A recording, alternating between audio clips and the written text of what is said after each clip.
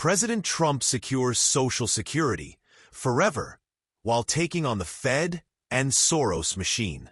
Mark this moment down, because what you are witnessing is being called history in the making. Former President Donald J.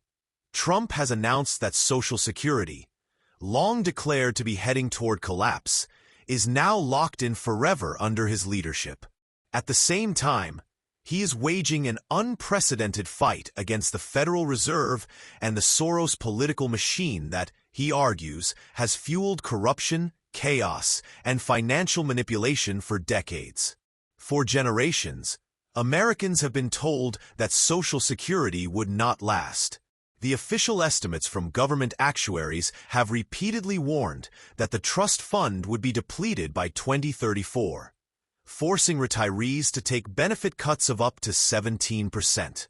That reality has scared millions of seniors, with nearly half saying they would consider filing for benefits early out of fear the program would run dry.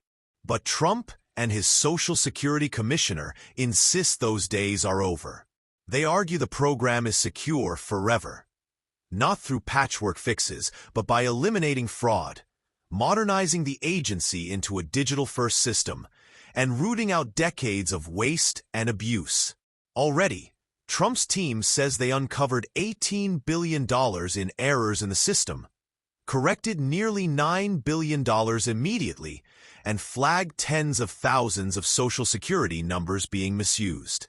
These steps, according to the administration, will preserve the trust fund and ensure faster, more reliable payments for the more than 70 million Americans who depend on it. His supporters see this as Trump flipping the script. While past politicians use Social Security's troubles as a scare tactic to win votes, Trump is promising to protect it permanently. But that is just one half of the battle. While Trump seeks to secure retirement benefits, he is also targeting the Federal Reserve itself.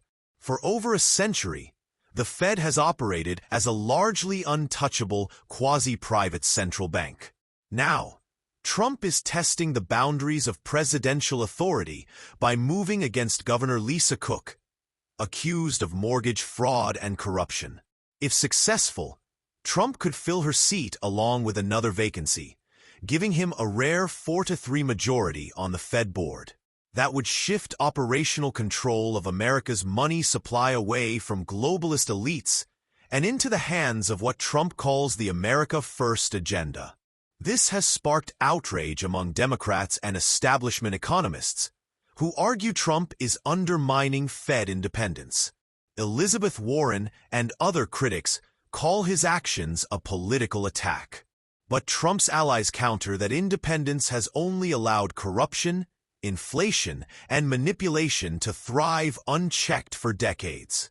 Supporters point out that for the first time, the Fed could be directly accountable to the people through an elected leader, rather than an insulated bureaucracy. And then there is the Soros factor. Trump has been blunt in accusing billionaire George Soros and his son Alex of funding district attorneys who refuse to prosecute crime, as well as protest movements that destabilize cities across the nation. Reports claim Soros-linked groups have poured millions into demonstrations and legal campaigns, reshaping the justice system from the inside out. According to critics, this has led to violent offenders being released without bail, crime surging in major cities, and cartels exploiting the chaos. Trump has even suggested RICO charges, the same laws used against organized crime, should be considered against Soros-funded networks. Supporters see this as part of a broader war between two visions of America.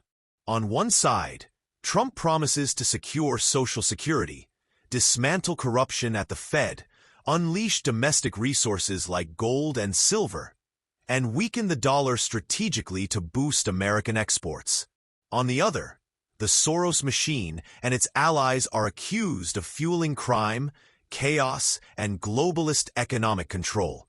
The financial markets have already reacted sharply. The moment Trump moved against Cook at the Fed, investors fled to safe havens like gold and silver. That plays into Trump's plan, as he has signed emergency orders to ramp up mining of strategic minerals in the U.S. and reduce dependence on China. His team argues that a weaker dollar, when managed strategically, could relieve America's debt burden while strengthening domestic growth. For seniors, this battle may feel especially personal. For decades, they have been warned that the retirement benefits they paid into all their lives would not be there when they needed them.